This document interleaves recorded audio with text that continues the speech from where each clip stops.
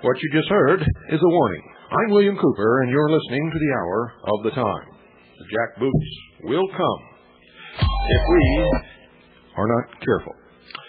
Tim says I'm in one of my moods tonight, so you better watch out. He's standing here with a baseball bat. In case I get too much out of hand, he'll whack me upside the kisser. Yes, sir. From our station chief in Pennsylvania. The matter before the Pennsylvania State Legislature concerning the Conference of States has again been sent back to the Rules Committee and placed on indefinite hold. There appears to be too much opposition for a vote. Thanks to all of you who responded to the call of the Constitution Party in the Hour of the Time, which, for all practical purposes, are the same thing, at least when we're engaging in political matters. The rally, held on March 20th, appears to have been a successful skirmish by the ragtag band of ordinaries who faced the cannons of the regulars, and you won. Despite efforts by one Marshall Peters, little scumbag socialist, representative of the liars in the country. Marshall Peters lives in Maryland. He attempted to sabotage the rally by sending out faxes and injecting fears of a violent confrontation. He just flat lied. And Marshall Peters is indicative of what's wrong with this country. He will be the first to cry and whimper and beg for someone to help him when he gets whatever it is that he wants. Certainly isn't liberty. He attempted to sabotage the rally via a fax network by injecting fears of a violent confrontation. And some segments of the Pennsylvania Gun Owners Association, who initially urged their members not to attend for whatever reason. The rally was considered extremely successful. We stopped it, ladies and gentlemen. It's been put on hold for at least 3 more weeks. The attendance would have been much higher were it not for the unknown motifs of Marshall Peters and some of the Pennsylvania Gun Owners Association, why they would oppose a demonstration against a constitutional convention is beyond me. I would urge you, if you are a member of the Pennsylvania Gun Owners Association, to turn in your resignation, for they, too, seem to be against liberty and against free speech, as a matter of fact. I've never tried to prevent anyone from going to a rally or speaking their mind, ever. And that's un-American. In case you don't know it. But the rally was a tremendous success. There were an awful lot of people there, and we stopped it. We succeeded. And I haven't got a report yet from California, but from what I understand, our efforts there are taking on the appearance of being equally successful. 4 people, folks, left Illinois at midnight to be at the rally in Pennsylvania on time. Mrs. Fish, wife of the late Congressman Hamilton Fish Sr., who opposed President Roosevelt all through their congressional careers into Roosevelt's presidency, came all the way from Port Jervis, New York, to attend. Kevin Wallace, a young black man, risked his job to attend and save his protection under the Constitution of his rights. Constitution Party member Chuck Howard spent several hours in the newsroom in Harrisburg to help sway KWY radio reporter Barbara Petito to give an accurate report of the events. Ms. Petito originally stated that Philadelphia welcomed the Conference of States, but without clarifying the stipulation that the conference be informal and without legal empowerment, and that the City Council voted unanimously for rejection of participation. KWY Radio is the largest radio station in Philadelphia. WWDB Radio, with the largest talk radio audience in Philadelphia, began to report accurately, finally. The Constitution Party on both stations was given top billing as the organizing and coordinating effort behind the rally. It appears that there was a definite collateral effect of this skirmish that somehow seemed insignificant in itself. It was discovered, folks, by informed sources in the Capitol that the legislators were not even aware of the Philadelphia resolution calling for rejection of the participation resolution of the State House. The state legislature will not be in session for the next 3 weeks, so we're confident that this matter will not be brought up at least until that time. And this will give us plenty of time to ensure that every member of the House will receive a copy of the Philadelphia City Council resolution. Apparently someone kept that from them. So, everyone in Pennsylvania and the surrounding states and everyone who has attended these rallies shouldered their muskets and advanced toward the next skirmish. We will be working in the state Senate on rescinding their resolution, and once the senators realize the broad-based opposition to the conference, we're convinced, ladies and gentlemen, that we can turn many of them around. When the House returns after 3 weeks, we'll be on the line again. I want to thank all of you who showed up and did your part. And, of course, all of you sat at home and whined about the status quo and did nothing. You missed a good chance to feel good about yourselves. But since you are the perpetual feel bad about yourselvers, and that's what probably keeps you from doing anything, you didn't. A quick note. This is from Dick. A quick note to let you know that the fax number for Dave Kelly is 916-323-4646. That's 916-323-4646. That's for Dave Kelly. The number that I gave out last night was missing. We didn't have a fax number for him. It's 916-323-4646. They didn't want to give it to me at first. They questioned why I wanted it and wanted to know who I was. I told them I was a citizen of California and wanted to voice my opinion via fax. Johnson's office turned their fax off for a while. I asked why I couldn't send a fax. They said they were overwhelmed with comments. It came on about 5 minutes later. Keep going, he says. Well, we certainly will. And thank you, Dick, for your efforts. Late notice. Meeting that we thought was too late to get to me to have announced on the hour of the time has been scheduled for tomorrow. Handgun Control Incorporated. Handgun Control Incorporated. This is for the citizens of Oklahoma. Handgun Control Incorporated. Advocate and spokesperson Sarah Brady, the Big Mama, is scheduled to speak tomorrow. That's the 22nd at the University of Oklahoma in Norman, Oklahoma. At the Oklahoma Memorial Ballroom beginning at 7 p.m. Central Time. That's the Handgun Control Incorporated advocate and spokesperson Sarah Brady is scheduled to speak tomorrow, the 22nd, at the University of Oklahoma in Norman, Oklahoma, at the Oklahoma Memorial Ballroom beginning at 7 p.m. Central Standard Time. The event is sponsored by the Oklahoma University Speakers Bureau, the OU chapter of the National Organization for Women, and the Women's Student Association.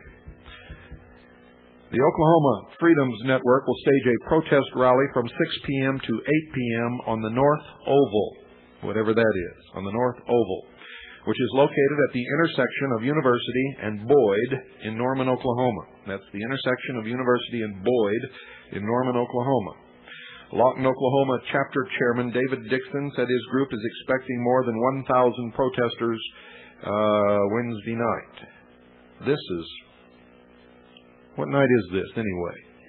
This is Tuesday. Well, I've been working so hard here, folks. I've lost a whole day. I thought it was Wednesday. But no, Wednesday is tomorrow night. Dixon said the network is hiring campus security, but said he expects no violence. We're going to have a good time, he said. We're going to try to keep things pretty humorous, but pretty serious. And that'll be a good trick if you can do it. Dixon, who said he will wear a Revolutionary War Continental captain's uniforms at a large billboard, will be displayed, which shows George Washington kicking Sarah Brady in the rump with the words, "Kick the Brady Bill out." All concerned citizens and friends of liberty are strongly encouraged to attend, and I strongly encourage you to attend. There are no phone numbers for further information. Part of the text of this fax is taken from the Oklahoma Daily of the 21st, which was today. So that's tomorrow night between 6 and 7 p.m. At the North Oval, which is located at the intersection of University and Boyd in Norman, Oklahoma. And show up. Protest this woman who thinks that you can keep your liberty if you don't have any strength. And we all know that that's wrong. Okay, Texans, all you Texans, listen up.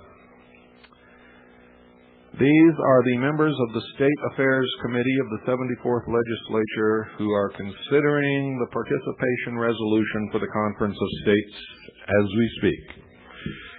Curtis Seidlitz, Chairman. I'm going to give you their phone numbers.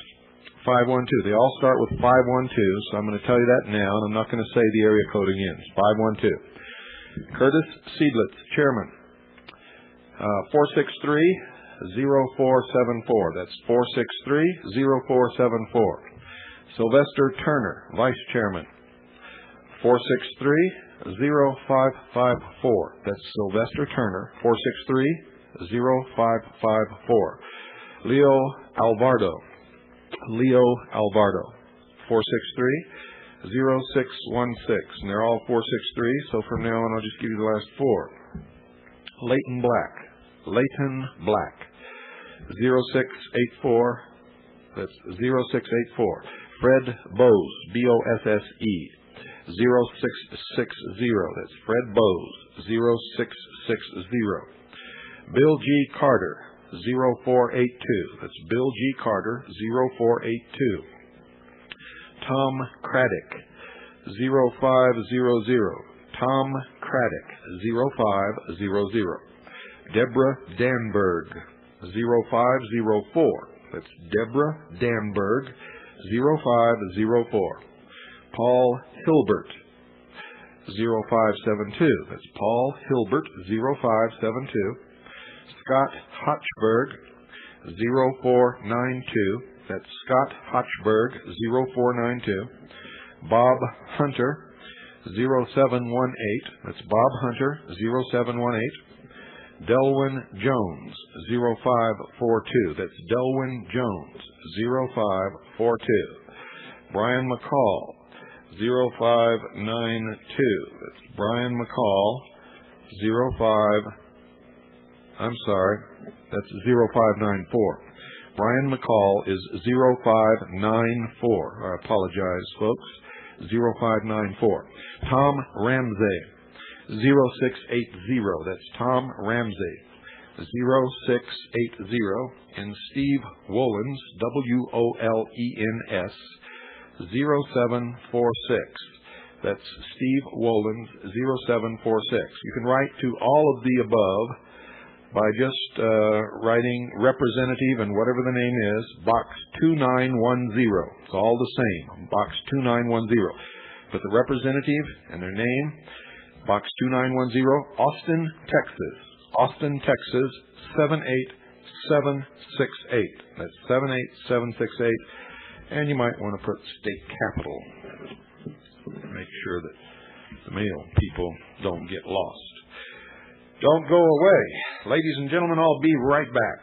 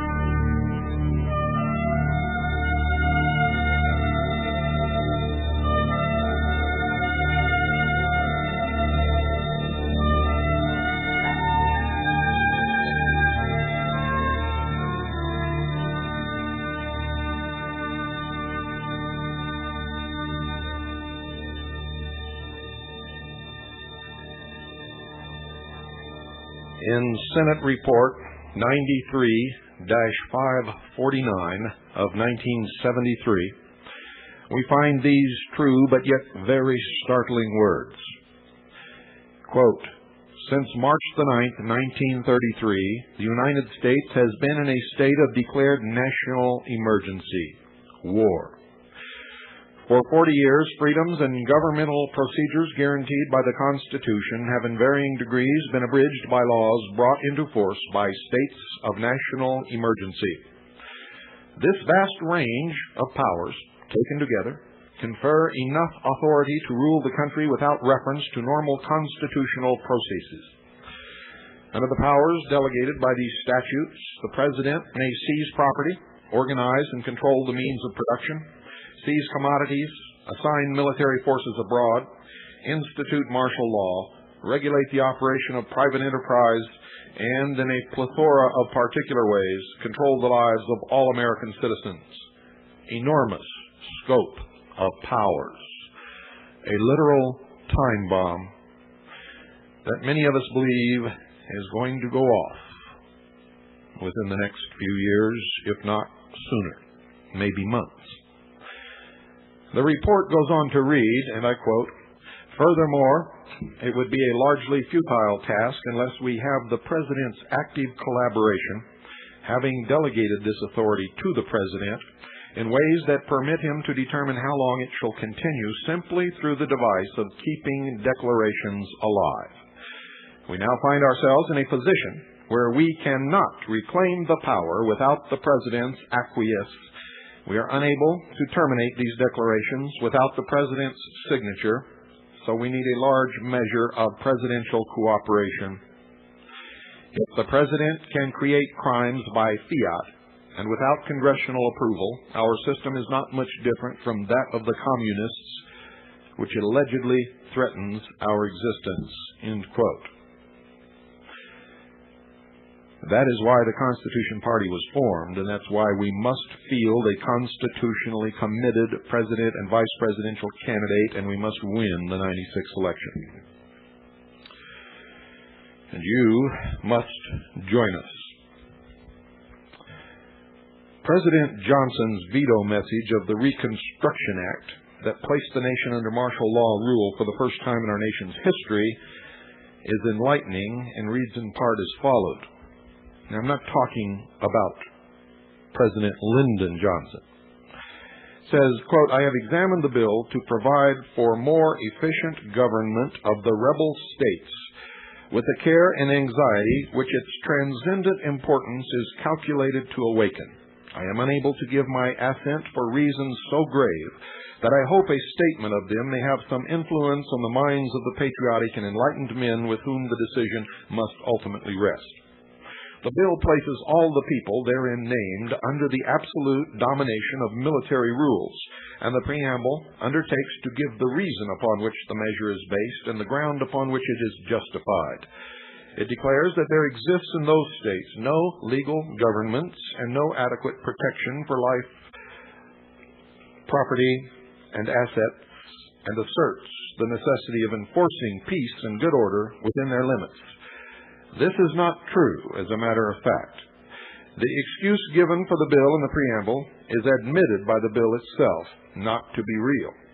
The military rule which it establishes is plainly to be used not for any purpose of order or the prevention of crime, but solely as a means of coercing the people into the adoption of principles and measures to which it is known that they are opposed, and upon which they have an undeniable right to exercise their own judgment. I submit to Congress whether this measure is not in its whole character, scope, and object without precedent and without authority, in palpable conflict with the plainest provisions of the Constitution, and utterly destructive to those great principles of liberty and humanity for which our ancestors on both sides of the Atlantic have shed so much blood and expended so much treasure. The authority here amounts to absolute despotism. Such a power has not been wielded by any monarch in England for more than 500 years. It reduces the whole population, all persons of every color, sex, and condition, and every stranger to the most abject and degrading slavery No master ever had a control so absolute over the slaves as this bill gives. This proposition is perfectly clear, that no branch of the federal government, executive, legislative, or judicial, can have any just powers except those which it derives through and exercises under the organic laws of the Union. Outside of the Constitution, we have no legal authority more than private citizens, and within it we have only so much as that instrument gives us. This broad principle limits all our functions and applies to all subjects. It protects not only the citizens of the states which are within the Union, but shields every human being who comes or is brought under our jurisdiction. We have no right to do in one place more than in another that which the Constitution says we shall not do at all. When an absolute sovereign reduces his rebellious subjects, he may deal with them according to his pleasure, because he had that power before. But when a limited monarch puts down an insurrection, he must still govern according to law. This is a bill by Congress in time of peace. There is not in any one of the states either war or insurrection. The laws of the states and of the federal governments are all in undisturbed and harmonious operation. Actual war, foreign invasion, domestic insurrection, none of these appear, and none of these in fact exists. It is not even recited that any sort of war or insurrection is threatened. We see that martial law comes in only when actual war closes the courts and deposes civil authority. But this bill in time of peace makes martial law operate as though we were in actual war, and becomes the cause instead of the consequence of the abrogation of civil authority. This is sufficiently explicit. Peace exists in all the territory to which this bill applies. It asserts a power in Congress in time of peace to set aside laws of peace and to substitute the laws of war. The purpose and object of the bill, the general intent which pervades it from beginning to end, is to change the entire structure and character of the states' governments and to compel them by force to the adoption of organic laws and regulations which they are unwilling to accept if left to themselves. End quote. Now, despite President Johnson's veto message, the Reconstruction Act was passed and martial law fell upon the land. It remains in effect over the citizens of the sovereign states today through the continued use of executive orders under the pretense of national emergencies. Further proof that martial law remained in effect after the Civil War can be found in the Congressional Globe, now called the Congressional Record. The following are excerpts from the April 20 through 29, 1870 Congressional Globe concerning H.R. 1328, which established the Department of Justice to continue to carry out martial law nearly 5 years after the end of the Civil War. Quote, "The following bureaus shall be established in this department: a Bureau of International Law, a Bureau of Revenue Law, a Bureau of Military and Naval Law, a Bureau of Postal Law, a Bureau of Land Management Law." End quote. The department is the Department of Justice. Congressman Lawrence said, and I quote, "This bill, however, does transfer to the Law Department, or the Department of Justice, as it is now called, the cognizance of all subjects of martial law, and the cognizance of all subjects of military and naval law, except that portion of the administration of military justice which relates to military court-martial, their proceedings, and the supervision of records. If a question of martial law is to be determined by the law officers of government, it will now belong to the Attorney General or to this Department of Justice. It will not belong to the Judge Advocate General of the Army. He will not be called upon for any opinion relating to martial law or military law except as to that portion of the administration of military law which relates to military justice. In other words, the Judge Advocate General, instead of giving legal opinions to the Secretary of War relating to the status of the states of the Union, their right to call upon the government for military protection or military aid and other grave constitutional questions will be limited. The Judge Advocate General will perform duties administrative in their character and almost exclusively so. But I will state to the House why, in my judgment, no transfer of the Judge Advocate General or of his duties to the Department of Justice has been proposed in this bill. If this had been done, the bill would have encountered the opposition of some of the officers of the Bureau of Military Justice and their friends, and so great is the power of men in office, so difficult is it to abolish an office, that we were compelled in the consideration of this subject to leave officers in this Bureau untouched in their official tenure in order that this bill might get through Congress. But so far as the Solicitor and Naval Judge Advocate General is concerned, he is transferred with all his supervisory power over naval court-martials and the records and proceedings of such courts, so that to that extent this bill accomplishes the great purpose which it has in view of bringing into one department the whole legal service of the government. It is misfortunate that there should be different constructions of the laws of the United States by different law officers of the United States." End quote. Ladies and gentlemen, these traitors knew they would have encountered opposition from the military, so they decided to leave the military officers untouched during their tenure and transfer them to supervisory positions over court-martials. This appeased the military leaders, who didn't have the foggiest idea as to what was really going on.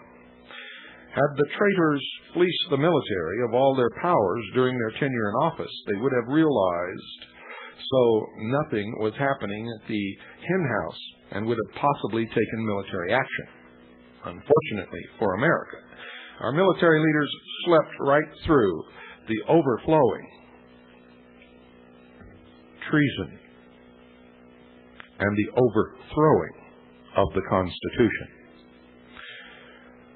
The traitors were now faced with a very serious problem, namely, what to do with the powers of the office of the Judge Advocate General when their tenure in office expired. And they solved this dilemma by adding the following amendments. Quote, "Congressman Jenks, I move to amend Section 3 by inserting the word naval before the words Judge Advocate General." End quote. The amendment was agreed to, and later Congressman Finkelberg stated, quote, "I would suggest the propriety of amending the third section of this bill by inserting after the words the Naval Solicitor and Naval Judge Advocate General the words who shall hereafter be known as Naval Solicitor. Mr. Jenks, I have no objection to that amendment." End quote. This amendment was also agreed to, and the office of the Judge Advocate General became known as the Naval Solicitor. Thus, when the existing tenure was over, the new office would have a different set of rules and regulations, so that the bill accomplished the great purpose which it had in view of bringing into one department the whole legal service of the government, without the power of the office of the Judge Advocate General getting in their way. This was a necessary step to bring the President into the position of dictator over America. But they had one other problem facing them, namely direct access to the Treasury for the Department of Justice without interference. They accomplished this by the following three sections of the bill. And we will continue that right after this break.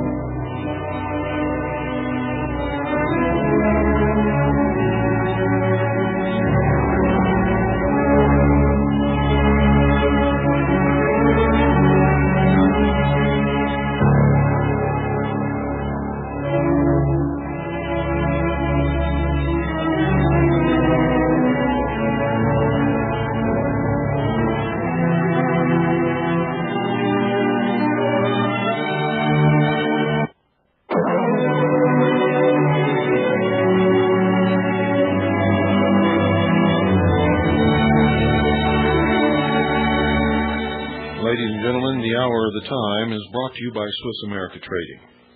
if you don't have real money, Swiss America Trading is who we recommend that you get it from, because that's what they deal in. Precious metal in all its various forms, bullion, coin, and all different kinds of plans enabling you to take advantage of this short time period to protect yourself and your assets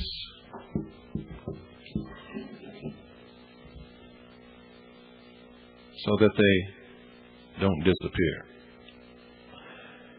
In case you haven't noticed, the dollar is still sinking. The price of foreign goods goes up. What is keeping the stock market up where it is? Very simple. As the dollar goes down, ladies and gentlemen, foreign investors can buy stock on our market at deflated prices. Now, I know that many of you don't understand what I'm talking about. You see, but the dollars that they hold in their hands now will buy much more stock than what they would have purchased a long time ago. Now, as this continues to happen, you're going to find that almost all the products in our stores are going up in price. That's because most of them come from foreign countries. And as our dollar lowers in value, their currency, in respect to the dollar, increases in value, which means that their products are worth more, which means you're going to have to work a lot harder and a lot longer to buy the things that you used to buy. And if you think you can find the same things made in America, good luck. Good luck. You can find some things made in America, but most of what you're used to living with aren't made here anymore. And even some of them that have Made in America labels on them are not made here. They may be assembled here, but the parts are made overseas. The only way to maintain the value of what you have now is the same way people have been doing it since money was invented way back in the dim mists of time. That's with a commodity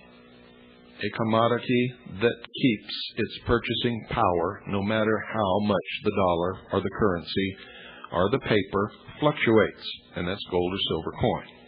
So call 1-800-289-2646 and get yourself some. That's 1-800-289-2646, and do it right this moment.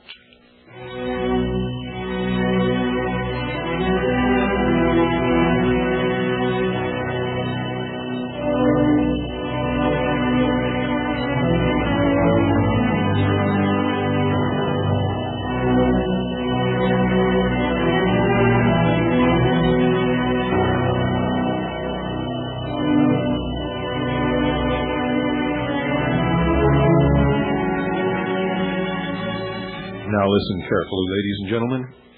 I quote, "The 8th section provides that the Attorney General is hereby empowered to make all necessary rules and regulations for the government," end quote.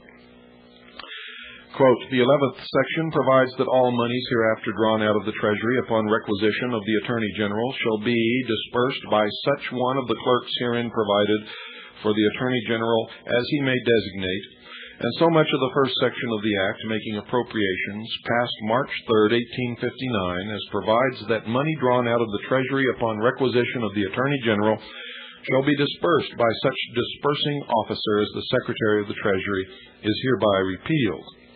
The 15th section provides that the supervisory powers now exercised by the Secretary of the Interior over the accounts of the district attorneys, marshals, clerks, and other officers of the courts of the United States shall be exercised by the Attorney General," end quote.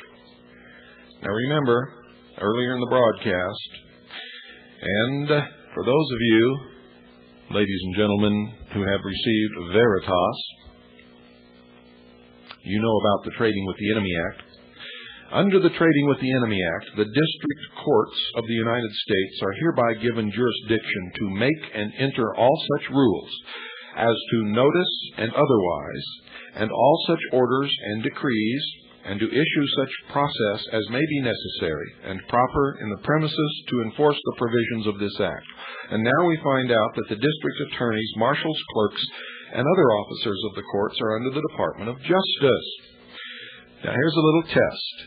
All of you write this down, and you pick what you think. Under what branch of government are the following departments?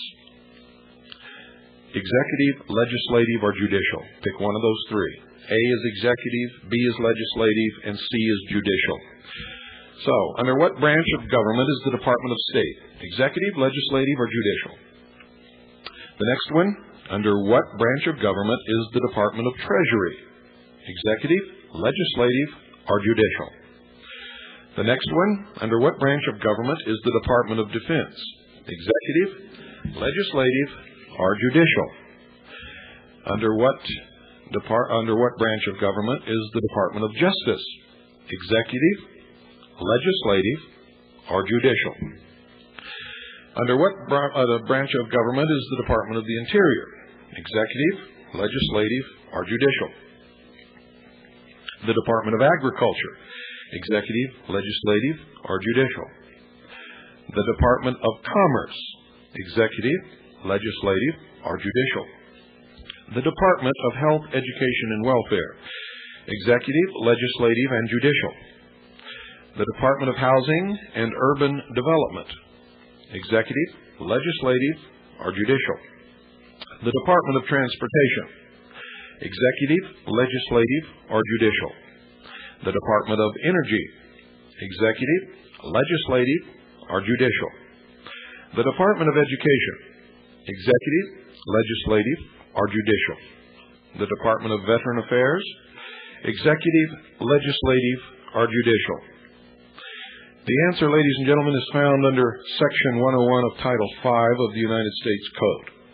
All of the above departments are under the executive branch, which raises quite a few questions about the balance of powers between the executive, judicial, and legislative branches of government. Because you see, there is no balance of power under a declared state of emergency, and we've been living under a declared state of emergency ever since the Civil War. In Veritas, we only went back to 1933. I tried to stick to the modern time so that it would seem more in line with what affects you today. Where, ladies and gentlemen, is the separation of powers if the Department of Justice is under the executive branch? Shouldn't it be part of the judiciary? The answer, of course, is yes, but it's not. If you don't believe me, look under Section 101 of Title V of the United States Code. If only Congress has the power to regulate commerce, under Article 1, Section 8 of the Constitution, why are the Department of Commerce and Department of Transportation under the executive branch and not under the legislative branch? And folks, if only the Congress has the power to make money according to the Constitution, why is the Department of Treasury under the executive branch? The Commerce Department, quote, part of the executive branch of federal government headed by a cabinet member, Secretary of Commerce, which is concerned with promoting domestic and international business and commerce, end quote. To further illustrate the takeover by the executive branch of government via martial law, the following are under the Department of Justice, ladies and gentlemen. And remember, the Department of Justice is under the executive branch. The Office of Solicitor General, the Federal Bureau of Investigation, the Drug Enforcement Agency, the Bureau of Prisoners, Immigration and Naturalization, United States Marshal Service, Office of Justice Program, United States Parole Commission, United States National Central Bureau, Interpol, by the way, Interpol is a private corporation. Yet it comes under, in this country, the judicial branch of government. The Office of the Pardon Attorney, Executive Office of the United States Attorney, Criminal Division, Civil Division, Antitrust Division, Civil Rights Division, whatever the hell that is, Tax Division, Environmental and Natural Resource Division, Community Relations Services, again, whatever that is, Foreign Claim Settlement Division, Executive Office of United States Trustees, Executive Office for Immigration Review, Justice Management Division, Office of Legal Counsel, Office of Policy Development, Office of Legislative Affairs, Office of Public Affairs, Office of Liaison Services, Office of Intelligence and Policy Review, Office of International Affairs, Office of the Inspector General, Office of Professional Responsibility. From American Jurisprudence, second reference, KF 154 at 42.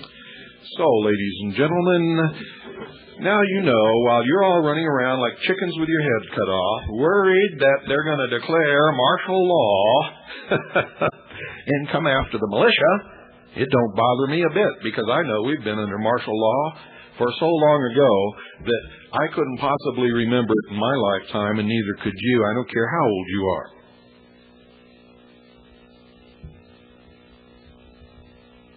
You see, here we deal with facts. Out there you deal with emotions. Here we're trying to save a nation of 250 million people, and you're up in arms because 4 guys are laying on the courthouse floor in Montana. That ain't where it's at. That is not where it's at. See, you're all out there looking around in the darkness, and you know something stinks to high heaven. You don't know what it is. Well, folks, if you'd quit bending over so far and pull your head out of that great orifice that you've got it in, you might smell a little fresh air,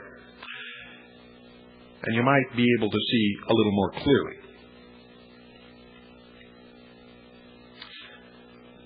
Now, I have put myself in the role of waking up the sheeple. And unfortunately, it means that I've got to do some things and say some things that makes me, in the long run, the bad guy. And I know a lot of you don't like it, and you don't like me for that very reason. But I'm going to continue to do it simply because there's nobody else out there who will do it. And it must be done. We can't regain our freedom.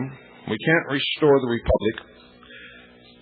We can't put the Constitution back in its rightful, legal and lawful place as the supreme law of the land if we're running around bumping into trees, bumping into each other, scared of every little shadow, passing rumors back and forth, jumping up and down every time you hear some little tale from somebody.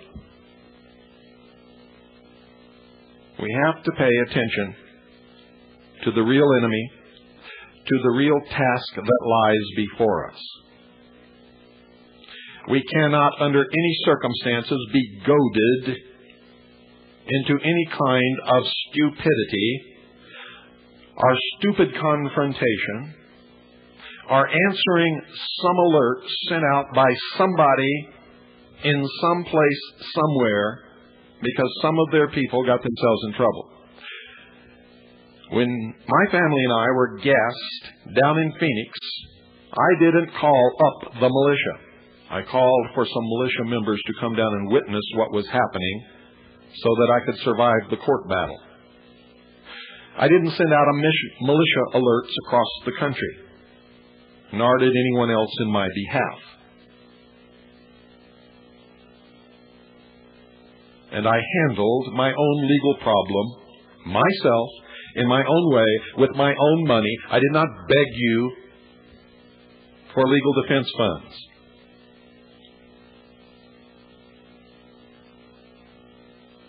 I kept my eye on the sparrow, ladies and gentlemen. And that's exactly where you'd better put yours. A militia, by definition, is to protect the nation and the state.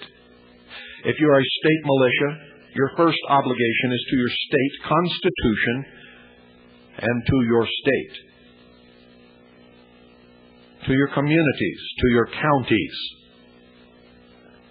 The militia of Michigan has no obligation to the militia of Arizona unless the nation finds itself in war to fight a battle to protect the Constitution and the Bill of Rights of the United States of America.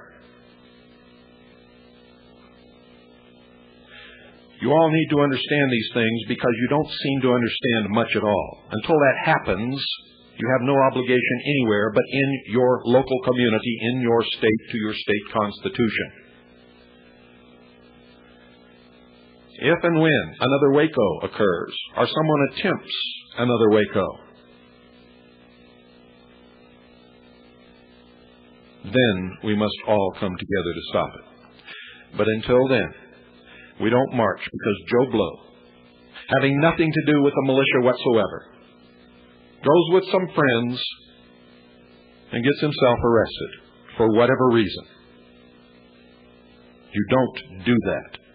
And you don't run around like chickens with your head cut off because there's a rumor that somebody's going to come after you this weekend. You don't do that.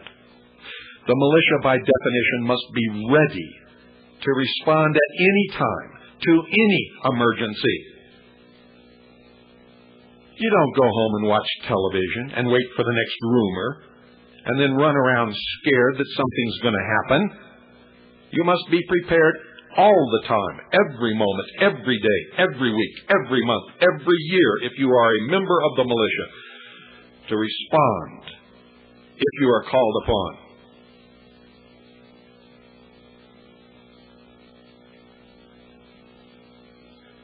You must always protect your leadership.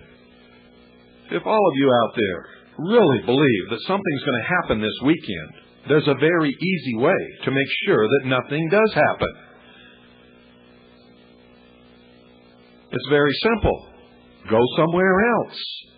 When they come for you where they think you're going to be, just don't be there. And you don't discuss your weaknesses and your fears or your strengths on radio. Every time someone attempts that on this broadcast, you see me cut them off. And so you flock to all the other radio stations so that you can talk about how scared you are and how weak your militia is, or how strong your militia is, or what your plans are. And you are stupid. Stupid.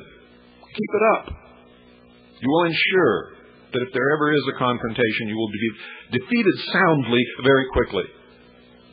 Not because the enemy is strong, not because the enemy is smart, not because the enemy is any better, but simply because you're stupid and you're acting stupid. Recently, in the militia of Michigan, one of the best, strongest militias in this country, there was a meeting where some contingency plans were discussed, and whether or not what was said was planned, I have no idea. But a militia officer went out and began talking about it. He should have gone to his commanding officers, and there should have been a hearing called, an investigation by the command staff, and it should have been dealt with quietly within the command staff and not on radio all over the nation as it was. Everyone concerned should be busted from their rank, and new leadership should be installed.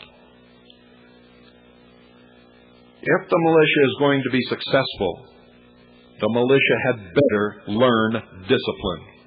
You had better learn that you do not ever make a public statement on behalf of the militia or about the militia without the consent and permission of the highest commanding officer in the militia. No public statements should ever be made except by a public relations officer who specializes in public relations and communicates every release and gets permission for every release from the commanding officer of the militia. You people are headed for a fall, most of you. I keep getting calls, can I be a member of the Second Continental Army of the Republic? No, you cannot. Membership is by invitation only, except in the Intelligence Corps, which I am the director of, and I determine who can be a member and who cannot be, and under what terms, and what job they do. You don't hear all this stuff from the Second Continental Army of the Republic. You don't hear rumors about the Second Continental Army of the Republic. You don't hear people on the radio speaking for the Second Continental Army of the Republic. You don't hear leaks from the Second Continental Army of the Republic. And you never will.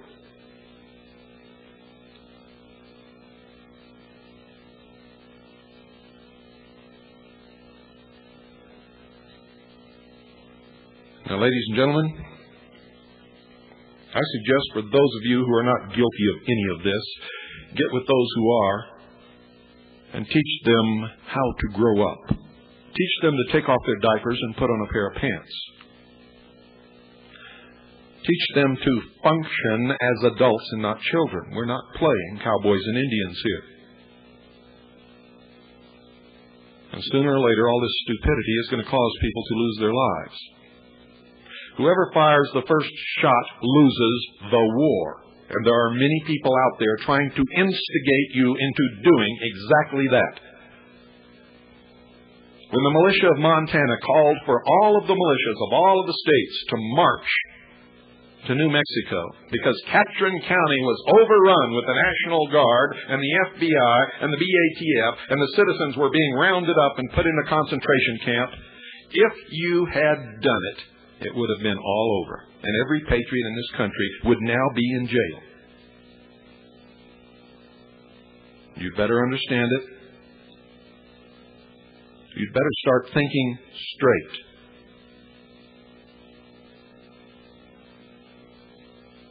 It is imperative for the future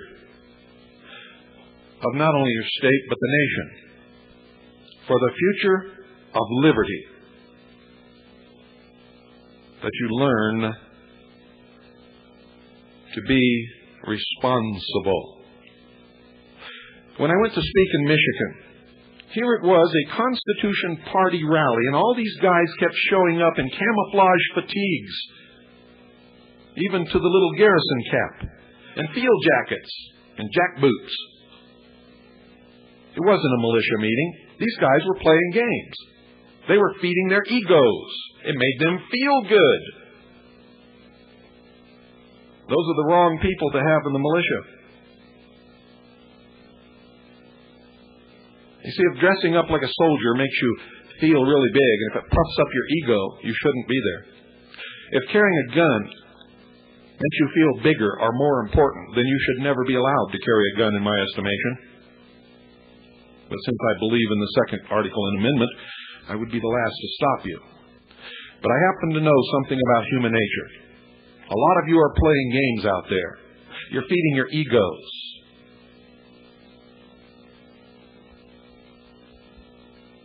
You're substituting for your sexual inadequacies and your lack of personality or character or whatever it is. You're trying to make up for your sense of insecurity. And that's not going to get it. We need strong, self-reliant, confident men and women in the militias. Men and women who will answer the call when it is necessary, who will train and be prepared and be ready, who will keep their mouths shut. Militias who will not get on the radio and talk about their inner squabbles or whatever is happening. And you must hold your people accountable. And if they will not act responsible, and if they will not maintain discipline, you must bust them in rank as a warning. If that doesn't work, you must oust them from your military unit.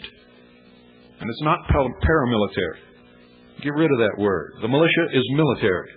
You must oust them.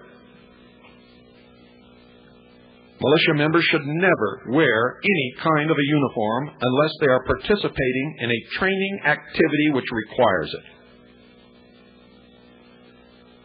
If you're going to be on television and meet the press, you should wear a suit and tie. You should know the law. You should know the history of the militia. You should talk about those things and not how many Soviet tanks are in the United States, which makes you look like a blooming idiot, even though we know there are.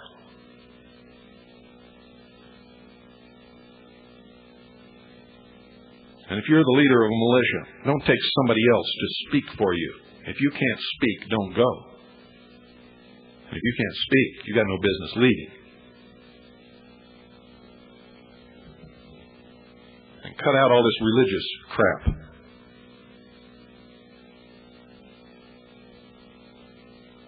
The militia is a military organization, not a church.